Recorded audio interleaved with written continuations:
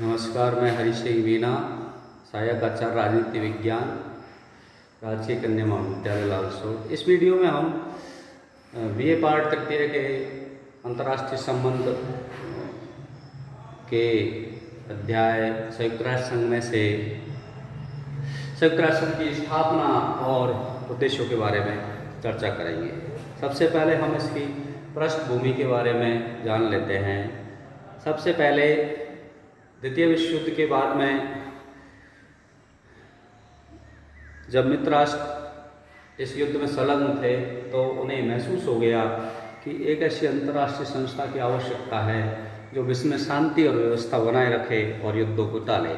इसके लिए एक ऐसे अंतर्राष्ट्रीय स्तर के मंच की आवश्यकता सभी के द्वारा महसूस की जा रही थी, जिसकी लिए युद्ध काल में ही मित्र राष्ट्रों ने विभिन्न जगहों पर मिलकर कुछ सम्मेलन किए, जिन पर कुछ बिंदुओं पर सहमति हुई और उनके माध्यम से संयुक्त राष्ट्र संघ की स्थापना की पृष्ठभूमि तैयार हुई। जनवरी 1942 में सैन फ्रांसिस्को में यूएसए, यूएसएसआर, यूके और चाइना व 26 मित्र राष्ट्रों के प्रतिनिधियों का सम्मेलन हुआ, जिसमें इस संगठन का नाम संयुक्त राष्ट्र यूएसए के राष्ट्रपति फ्रैंकलिन डी रूजवेल्ट ने दिया। अक्टूबर 1943 में मॉस्को घोषणा हुई, जिसमें युद्ध समाप्ति और शस्त्रास्त्रों के व्यय कम करने के बारे में प्रमुख रूप से चर्चा हुई।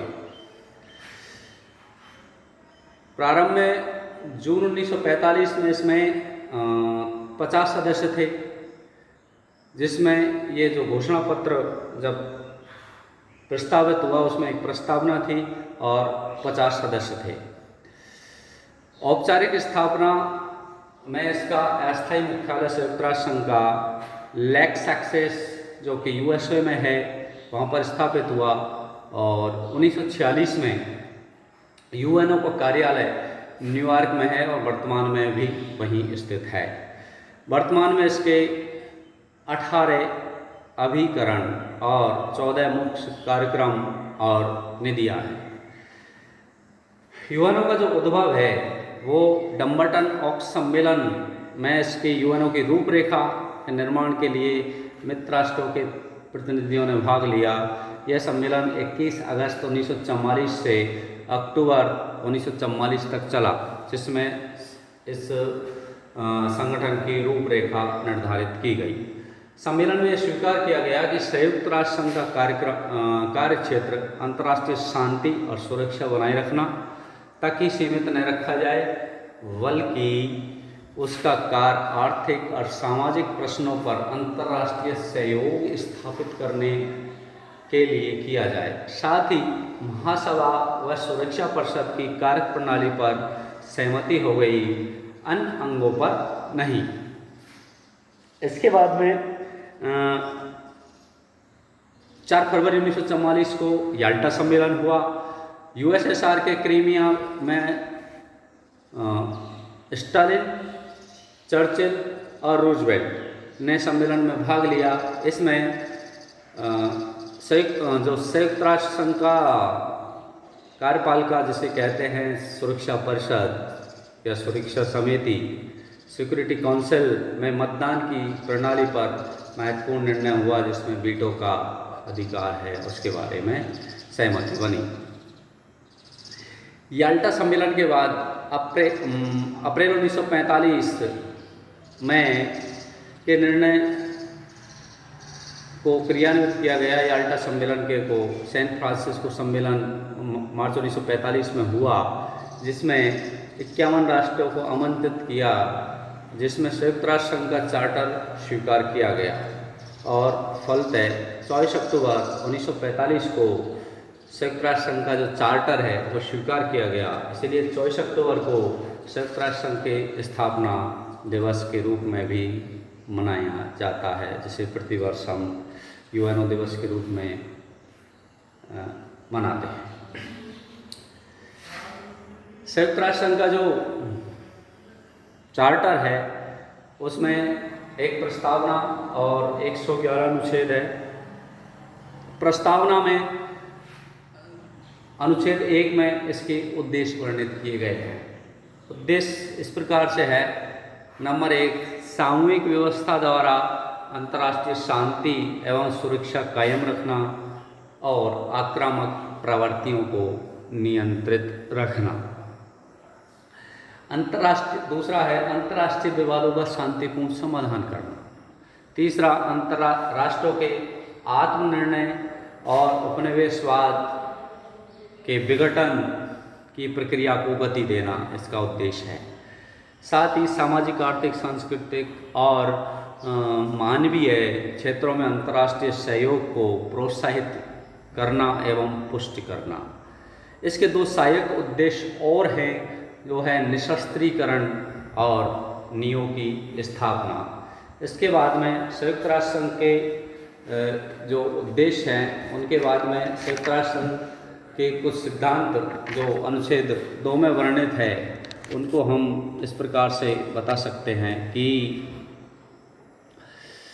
छोटे बड़े सभी देशों में समानता और सर्वोच्चता के सिद्धांत को संयुक्त राष्ट्र संघ के अनुच्छेद 2 में जो सिद्धांतों का वर्णन है उसमें स्वीकार किया गया है।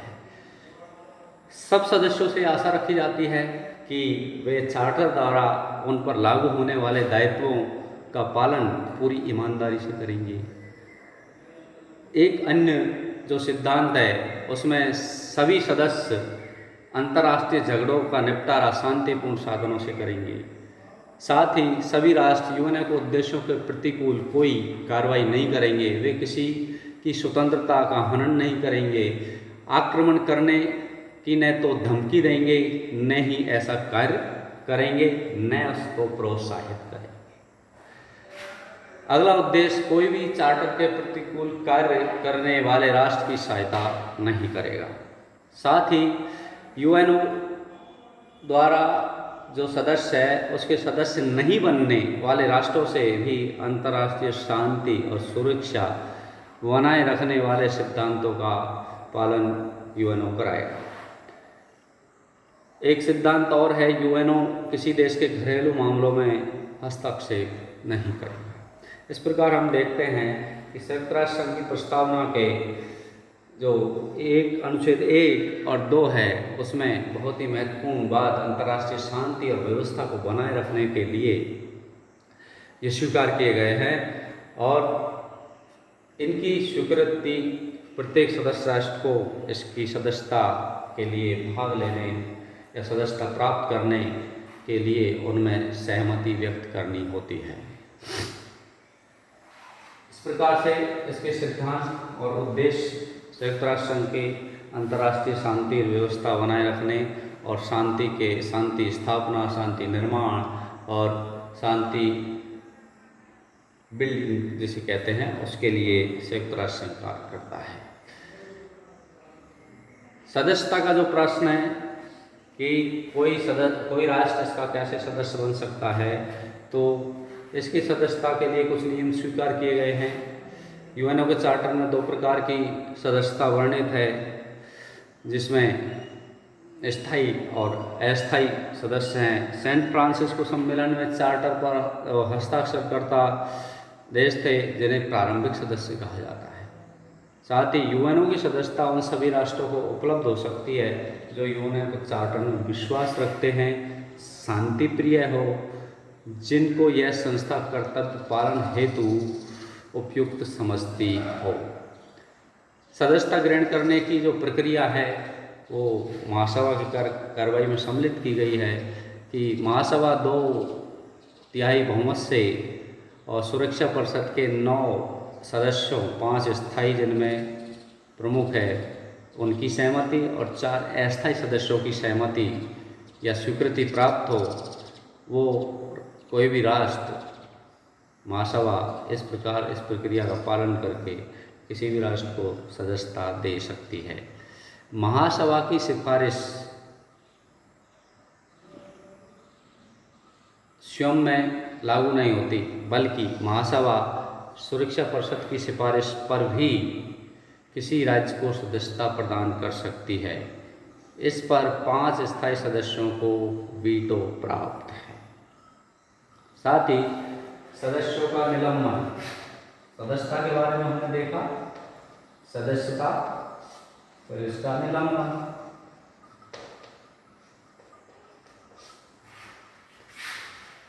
चार्टर की धारा 5 और 6 के अनुसार सुरक्षा परिषद की सिफारिश पर संघ के किसी सदस्य को चार्टर के सिद्धांतों के उल्लंघन पर या महासभा द्वारा सदस्यता से निलंबित किया जा सकता है। इसी प्रक्रिया से सदस्यता पुनः प्राप्त की जा सकती है।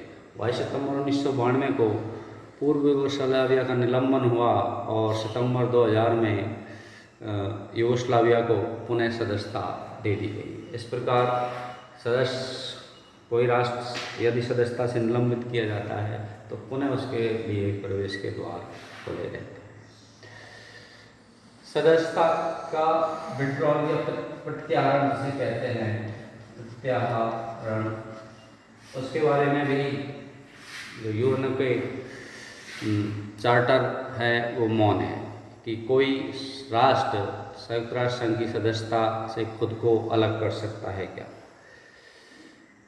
फिर भी चार्टर के अंतर्गत भी सदस्य अपनी सदस्यता 2 परिस्थितियों में वापस ले सकते हैं। नंबर 1, यदि संस्था विश्व शांति बनाए रखने में असमर्थ है, या फिर चार्टर के किसी संशोधन पर कोई सदस्य असहमत है तो उसे अपनी सदस्यता वापस लेने का अधिकार है। अब तक के इतिहास में हम देखेंगे तो 1965 में इंडोनेशिया ने अपनी सदस्यता वापस ली, लेकिन 1966 में पुनः उसकी सदस्यता ग्रहण कर ली। लेकिन अंगों की जो सदस्यता है उसका ही बहिष्कार किया जा सकता है। जैसे नवंबर 1977 में यूएसए ने अंतर्राष्ट्रीय श्रम संगठन की सदस्यता, 1985 में यूनेस्को का सिंगापुर और ब्रिटेन ने भी परित्याग किया, लेकिन 1997 में पुनः सदस्यता ग्रहण कर ली। यूएनओ से निकाले जाने वाला पहला देश 1971 में राष्ट्रवादी चीन, फार्मोसा था। इस प्रकार से हम देखते हैं कि सदस्यता का जो विड्रॉल का प्रश्न है वो उस पर चार्टर मौन है, लेकिन किन्हीं परिस्थितियों में कोई देश से बाहर आ सकता है। फिर सदस्यों का निष्कासन है। निष्कासन पर हम चर्चा करते हैं कि सदस्यों का संयुक्त राष्ट्र संघ से सस्पेंशन कैसे किया जा सकता है। तो अनुच्छेद 6 में इसका वर्णन है कि सुरक्षा परिषद के 2/3 सदस्य, जिसमें 5 स्थायी सदस्य और 4 अस्थायी सदस्यों और महासभा के 2/3 बहुमत के निर्णय द्वारा चार्टर के उल्लंघनकर्ता को यूएनओ की सदस्यता से निष्कासित किया जा सकता है। अब तक दोनों जर्मनियों को यूएनओ की सदस्यता 1973 में, दोनों कोरियाओं को 1991 में सदस्यता दी गई है। और इस प्रकार से हम देखते हैं कि यूएनओ के चार्टर के उद्देश्य और सिद्धांत उनके साथ साथ उनकी सदस्यता, उनकी प्रक्रिया भी महत्वपूर्ण है। धन्यवाद।